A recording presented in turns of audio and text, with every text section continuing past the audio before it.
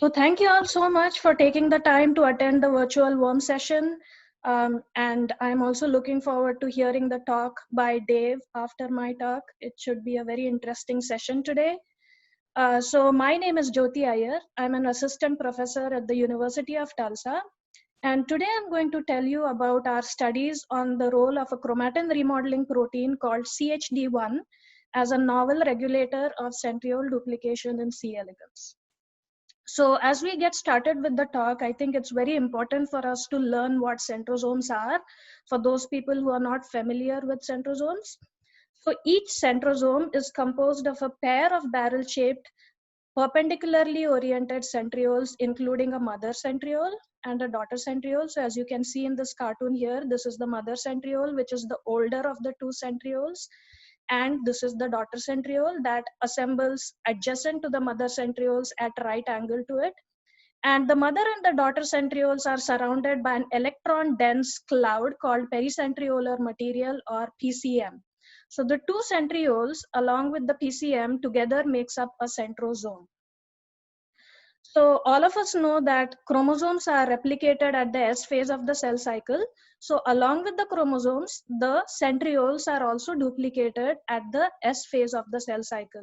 So in my talk, I will use centriole duplication and centrosome duplication and centriole duplication interchangeably. So they are referring to the same process. So I hope that you won't get confused. So what are the functions of the centrosomes? So two major functions of the centrosomes include organizing the mitotic spindle. So the centrosomes function as the major microtubule organizing center of most eukaryotic cells. So they organize the mitotic spindle, which is required for separating chromosomes to ensure that each cell is able to divide into two genetically identical daughter cells. Also, another important functions of these centrosomes is that they template the formation of cilia and flagella. So this mother centriole in G0 phase of the cell cycle will move to the cell surface and serve as a basal body for cilia and flagella assembly. So for cilia assembly. So this is a very important role of centrosomes as well.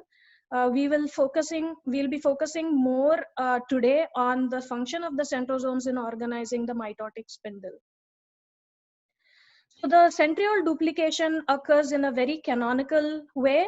So as I told you previously, at the S phase of the cell cycle, along with the chromosomes, the two centrioles also duplicate, such that at the G2 phase of the cell cycle, you have two sets of centrioles and two duplicated sets of chromosomes.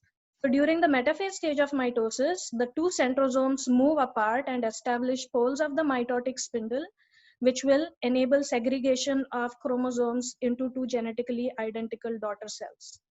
At the anaphase stage of mitosis, the mother and the daughter centriole disengage, and this disengagement licenses these centrioles to undergo subsequent rounds of duplication in the following cell cycles.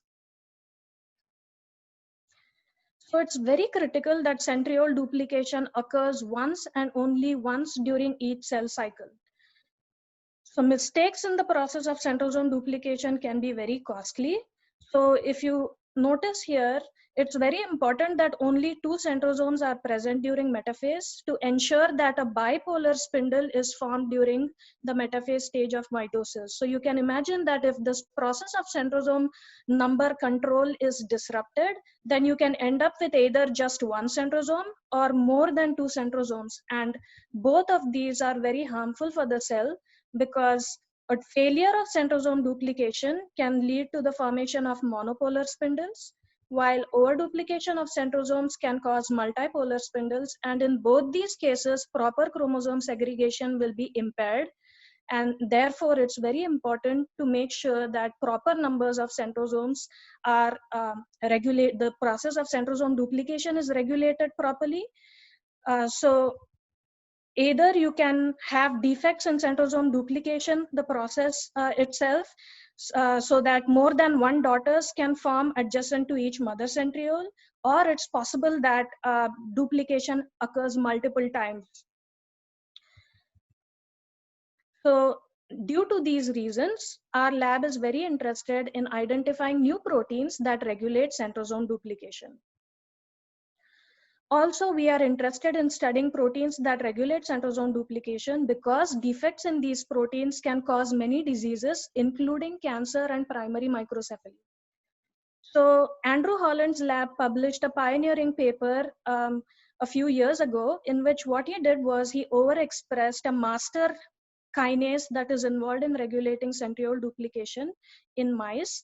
And this led to the amplification of centrosomes, causing chromosome missegregation, aneuploidy, and this led to the development of spontaneous tumors in these mice. So these mice developed squamous cell carcinomas, lymphomas, and so it's very important to make sure that proper numbers of centrosomes are maintained in the cell. So this study was the first evidence that modestly upregulating a master regulator of centrosome duplication is sufficient to cause centrosome amplification, and these increased numbers of centrosomes are sufficient to induce tumorigenesis in a mouse model. And so now we have a direct correlation between centrosome number and cancer. Also, it's interesting to note that many of these centriole duplication genes are mutated in a disease called primary microcephaly. So as you can see, these are MRI images. On the left is an MRI image from a normal individual's brain, and on the right is the brain of a microcephaly patient. As you can see that the microcephaly patient has a much smaller brain than the normal person. So on an average, it's about 3 standard deviations below the normal range in terms of brain size. And so it's curious to note that almost all of the core centriole duplication genes that have been identified in C. elegans so far have mutations that are associated with the incidence of primary microcephaly. So due to these reasons and because of the disease relevance of these centriole duplication proteins, it's very important for us to understand how the process of centrosome duplication is regulated. So our lab uses C. elegans as a model system to study the process of centrosome duplication and to identify new proteins that are involved in centrosome duplication. So this audience does not need any background on why C. elegans are such an amazing system to study so many different biological processes. So in C. elegans, what happens is that the sperm brings the first centriole pair to the egg. So upon fertilization, these sperm-derived centrioles will separate, they duplicate, and they continue to establish bipolar spindles at each step during embryogenesis. But whenever there's a loss of any of the core centriole duplication proteins, so all of these are core centriole duplication proteins. So whenever there's a maternal loss of any of these proteins, what happens is that these sperm-derived centrioles are still able to separate and establish bipolar spindles at the 1-cell stage, but at the 2-cell stage, you see monopolar spindles. So this is important to remember that whenever you see monopolar spindles at the 2-cell stage, it is indicative of a failure of centrosome duplication. So the components of the centriole duplication pathway were first identified in C. elegans. Many of the core centriole duplication proteins were first identified in C. elegans and then later shown to be involved in regulating centriole duplication similarly in other model systems, including humans and flies. So these are the proteins that have been shown to play a crucial role in centriole duplication and that are absolutely essential for proper centriole duplication. So recently SAS7 was added to this pathway of centriole duplication. So Bruce Bowerman's lab identified SAS7 as a protein that is required for this association of SPUT2 or recruitment of SPUT2 to the site of daughter centriole assembly. SPUT2 then recruits the kinase ZYG1, which is the master regulatory kinase of centriole duplication. So this is the homologue of PLK4 in humans, is called ZYG1 in C. elegans. So SPUT2 is required for the localization of ZYG1 to the site of daughter centriole assembly. ZYG1 through direct binding with SAS6 localizes the SAS5-SAS6 complex to the site of daughter centriole assembly, and this complex forms the scaffold for the central tube of the nascent centriole. This complex is then required for the recruitment of another protein called SAS4, and SAS4 adds microtubules on the outer wall and completes daughter centriole assembly. So recently, Bruce Bauman's lab has also shown that SAS7 also functions downstream of this pathway to enable the formation of paddle wheel, which is required for maturation of the daughter centriole. So as I told you previously, ZYG1 is a kinase that is absolutely essential for proper centriole duplication. So it's important for you to remember from this cartoon that SPUD2, ZYG1, and SAS6 are all very important positive regulators of centriole duplication.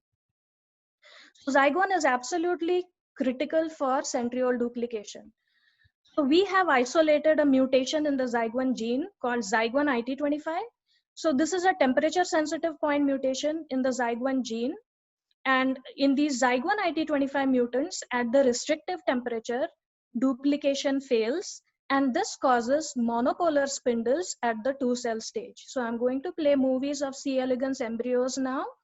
So in these embryos, the DNA is red in color and the 2 centrosomes are green in color. So let me play the movie for wild type embryos. So in wild type embryos, duplication proceeds normally. And so you can see that at the 2-cell stage, each cell has 2 centrosomes indicating normal centriole duplication. And in the ZYG1-IT25 mutants, at the restrictive temperature, duplication fails. And this causes monopolar spindles at the 2-cell stage. So you can see that each cell has just 1 centrosome, indicating a failure of centrosome duplication in the ZYG1-IT25 mutants.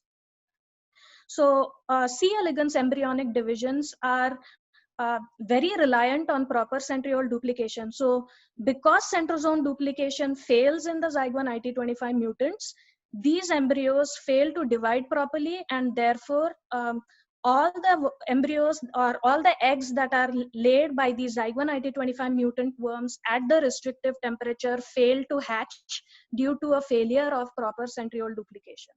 So in our lab, we use these ZYG1-IT25 mutants as tools to identify new regulators of centriole duplication.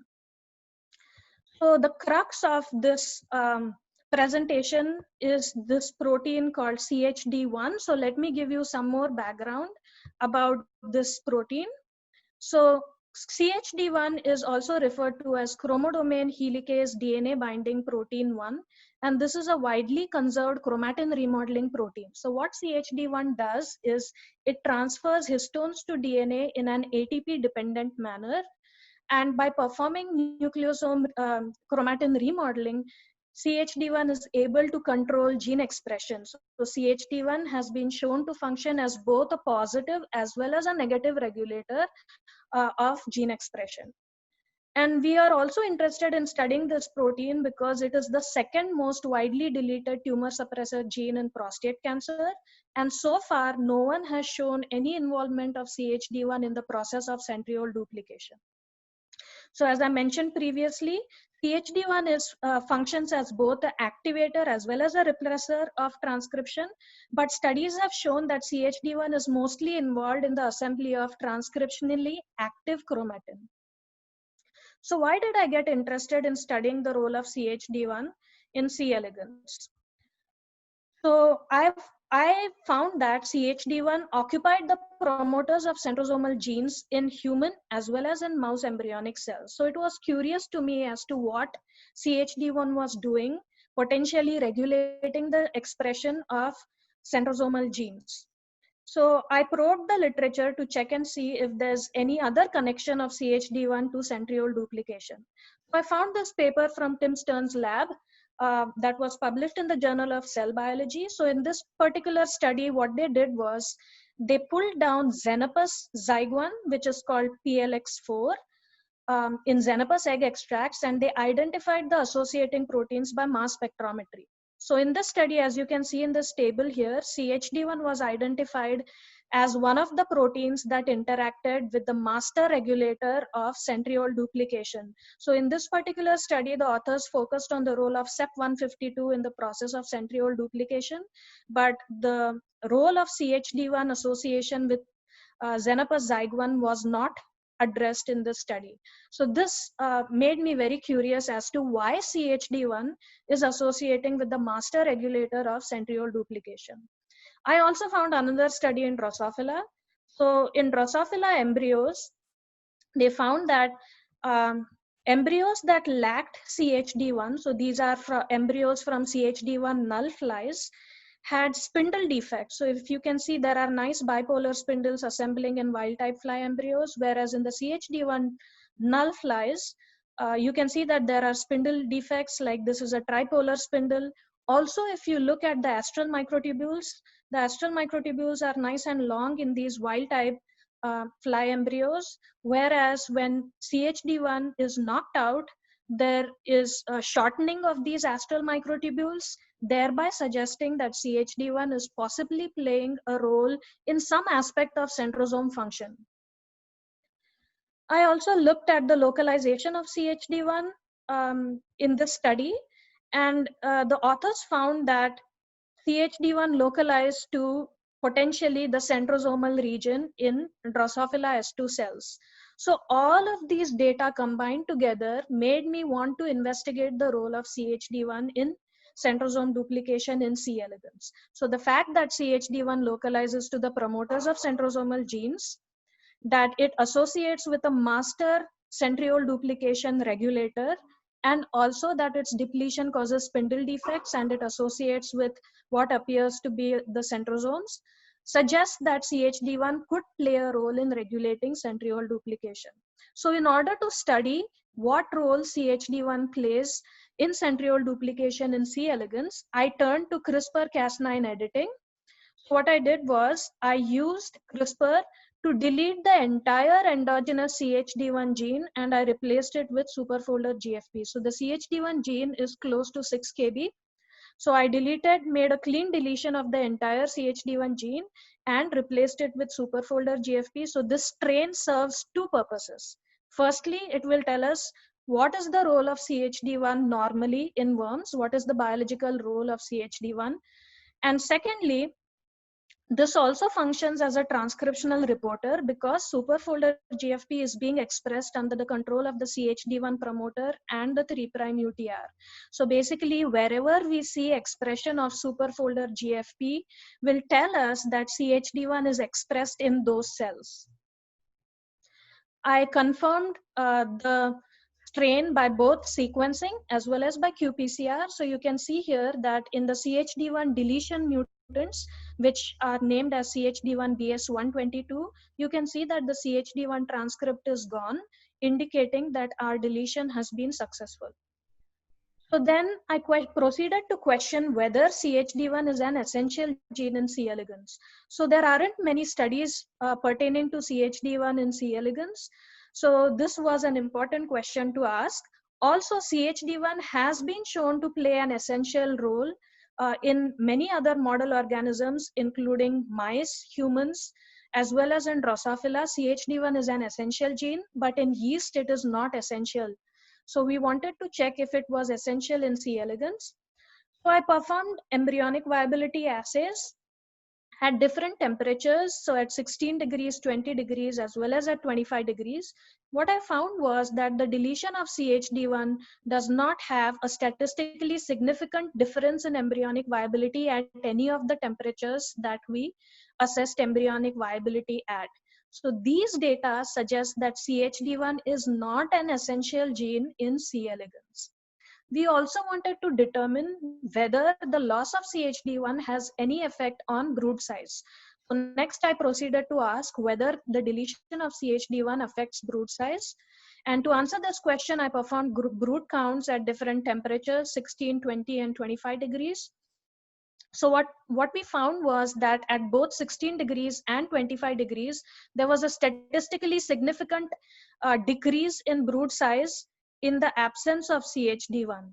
At 25 degrees, there wasn't any difference in brood size that was statistically significant. So these data suggest that yes, CHD1 does regulate brood size, so it possibly affects some aspect of fecundity or fertility in C. elegans.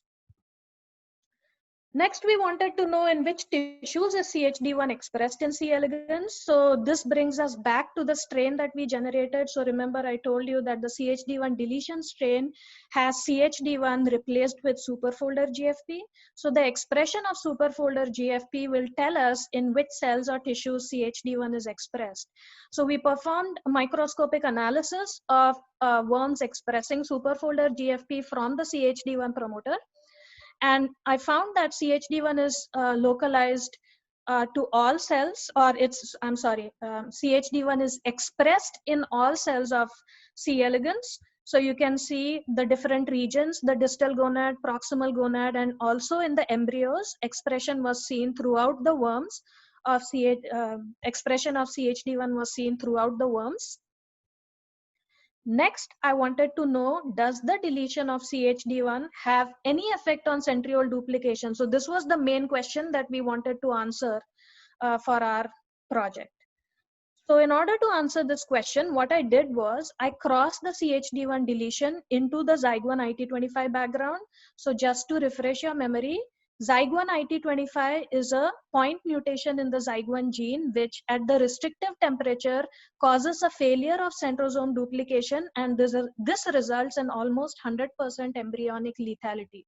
So as you can see from these data here, in the Zyg1 mutants alone, centrosome duplication fails, and that causes close to 100% embryonic lethality. So the embryonic viability of the Zyg1 IT25 worms is close to zero. What was surprising was when we introduced a deletion of CHD1 in the Zyg1 IT25 background, this was sufficient to partially restore proper embryonic viability to the Zyg1 mutants. So these data suggest that potentially CHD1 is functioning as an inhibitor of centriole duplication. So it's acting as a molecular brake on centriole duplication. So when you get rid of it, now centrosomes are able to duplicate properly and restore viability to these embryos. We also wanted to determine whether this is due to a direct effect on centriole duplication, because it's possible that viability could be restored in the Zyg1 mutants due to some other reasons which are independent of restoration of proper centriole duplication. So to check this, we introduced this CHD1 deletion into a strain expressing fluorescently tagged centrosome and chromosome markers. So in these videos, the DNA is green in color and the centrosomes are red in color, so the colors have been reversed. So in Zyg1 IT25 mutants, as expected, duplication fails at the restrictive temperature, and this causes monopolar spindles at the two-cell stage. So you can see that there's just one centrosome in each cell of this two-cell embryo. And what we found was that when Zyg1 IT25 was combined with the CHD1 deletion mutation, proper centriole duplication was restored in these embryos. You can see there are two centrosomes in each cell of the two-cell embryo. So this indicates that proper centrosome duplication is restored in the absence of the CHD1 gene in the Zyg1 mutants. We also quantified this effect.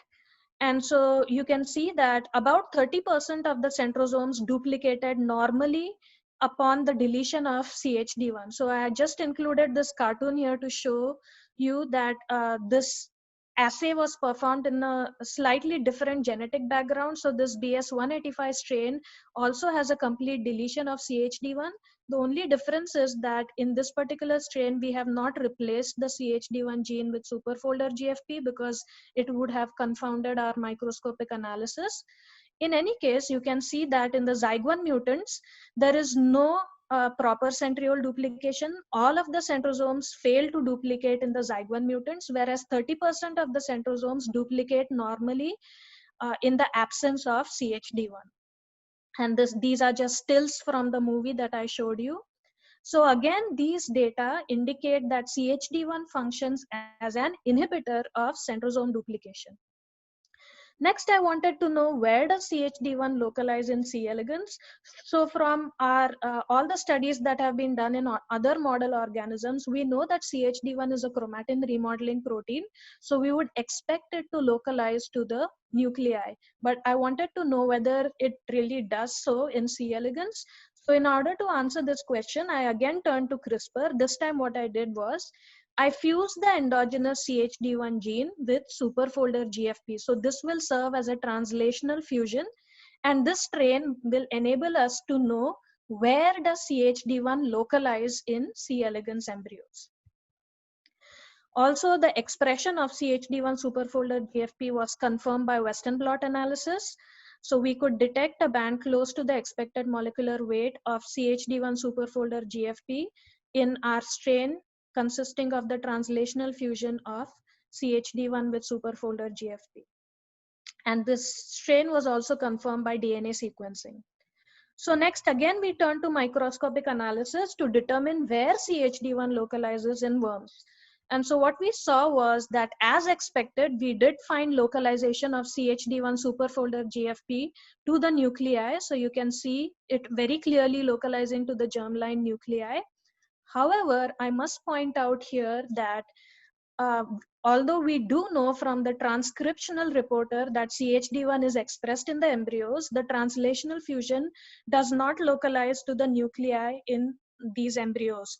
Also, if you recall, earlier I had told you that in Drosophila studies that were performed in Drosophila, they found that CHD1 localized to the centrosomes. However, our studies in C. elegans have not revealed CHD1 localization to the centrosome. So we did not see any centrosomal localization of CHD1 in embryos. So the next question we wanted to ask was, do CHD1 and Zyg1 interact in C. elegans? So the reason we started studying CHD1 in the first place was because it associated with the Xenopus PLK4 or Xenopus Zyg1 homologue. So we wanted to know if this interaction is conserved in C. elegans. So I performed IP mass spec assays by pulling down endogenous CHD1 that was fused with superfolder GFP. Unfortunately, we did not detect any interaction between CHD1 and Zyg1 in C. elegans. We have also tried to address this issue using other approaches, but in none of those approaches were we able to find any association between CHD1 and Zyg1. So then what is the mechanism by which CHD1 inhibits centriole duplication in C. elegans? So to answer this question, again, we turn to CRISPR genome editing. This time what I did was, I made this mutation of D to N at amino acid 538 to make an ATPase inactive CHD1. And so the ATPase activity of CHD1 is important for its role as a chromatin remodeling protein. So we expected that this ATPase inactive CHD1 will not be able to appropriately regulate gene expression. And so the structure of C. elegans CHD1 is not known. The crystal structure of C. elegans CHD1 is unavailable. So in order to make sure that we had chosen the right amino acid to mutate to make the ATPase inactive CHD1, what we did was I used Swiss model to model the structure of C. elegans CHD1, which is shown in green, and I overlapped it on the already published structure of yeast CHD1, which is shown in gray.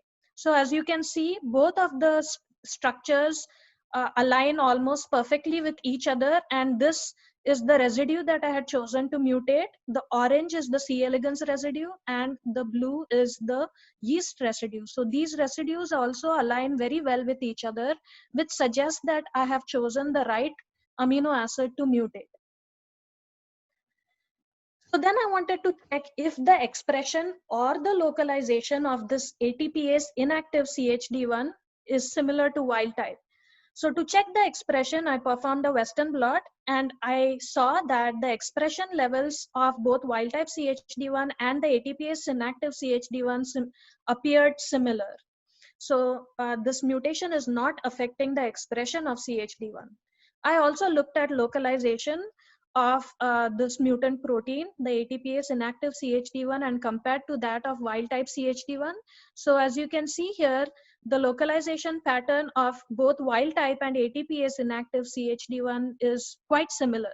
So this mutation does not affect either the expression or the localization of CHD1. Then we proceeded to ask if this ATPase mutation has any effect on centriole duplication. So to answer this question, I crossed the ATPase inactive CHD1 again into the Zygon IT25 background, and I assayed embryonic viability.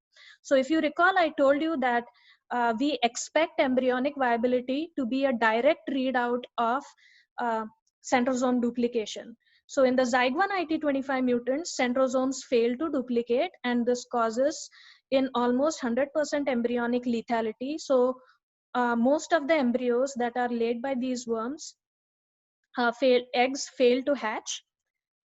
I already showed you these data, but I'm just including this in this graph for your convenience.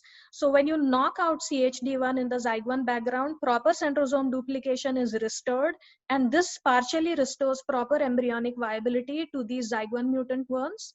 Surprisingly, what we found was that mutating a single amino acid within the Walker-B motif of CHD1 to make ATPase inactive CHD1 was sufficient to partially restore proper embryonic viability to the Zygon mutants, similar to the complete deletion of CHD1.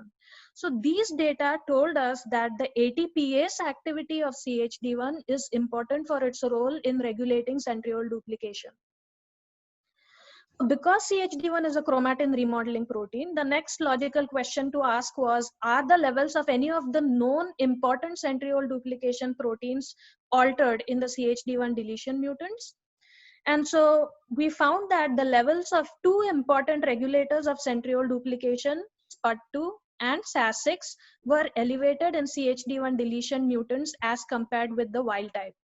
So this suggests that CHD1 either directly or indirectly functions to repress the levels of SPUT2 and SAS6. We also quantified the signal intensity in the CHD1 deletion mutants and in wild type, and we found that there was about a twofold elevation of SPUT2 levels in the CHD1 deletion mutant, and there was about a threefold elevation of SAS6 levels in the CHD1 deletion mutants. So again, this brings us to our model by which CHD1 may regulate centriole duplication. So what we believe is happening is that CHD1 is inhibiting the expression of important positive regulators of centriole duplication, including SAS6 and SPUT2. And this activity is normally required for proper centriole duplication. So we are in the process of checking whether the localization of these proteins is also altered in the CHD1 deletion mutant. So we know that their levels are elevated, but we want to know if these increased levels are also correlated with an increased association of these proteins with the centrosome. So this is the model that we currently have. And so in summary, I have told you today that the complete deletion of CHD1 suppresses both the embryonic lethality as well as the centriole duplication defects of the Zygon mutants. CHD1 negatively regulates Zygon-mediated centriole duplication. I haven't shown you these data today, but we have data that the translational fusion of CHD1 with superfolder GFP is functional, and it localizes to both the nuclei as well as to the nucleoli in worms. CHD1 is expressed throughout the worm. I also showed you data from a CRISPR experiment that the ATPase activity of CHD1 is required for its function in centriole duplication. Also, the Western blot analysis that we have performed indicates that CHD1 likely regulates centriole duplication by controlling the levels of important regulators of centriole duplication, including SPUT2 and SAS6.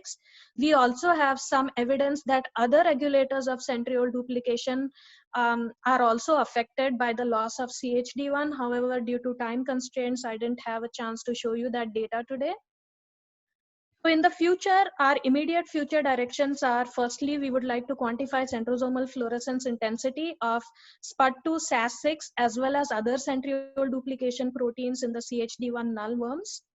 And also, we would like to perform QRT-PCR analysis to determine whether the increased levels of SPUT2 and SAS6 proteins are correlated with the corresponding increase in SAS6 and SPUT2 mRNA levels in these worms.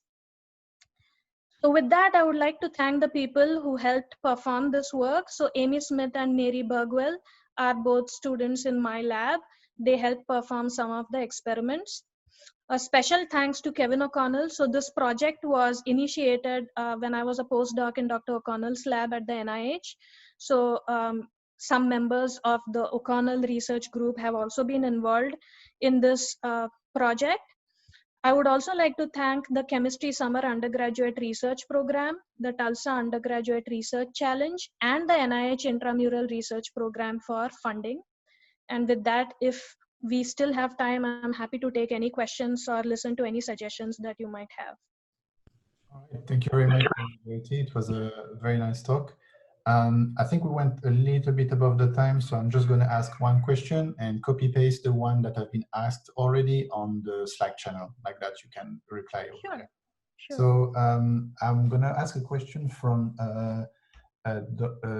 Christian Rochlo. Is CHD1 localization alterated in ZYG1 mutants? Could CHD1 interfere in the absence of ZYG1? So CHD1 localization in ZYG1 mutant. So first of all, as I showed you in the data that I presented with the translational fusion, CHD1 is barely expressed in the embryos. Its expression is so weak that we cannot detect any localization to the nuclei. So we don't know whether the localization of CHD1 is affected because it's barely detectable by microscopy in embryos. All right. Okay. Does that answer your question? Or whoever's question. All right. Thank you very much. It was a nice talk. We're going to move to our next speaker, David Matus.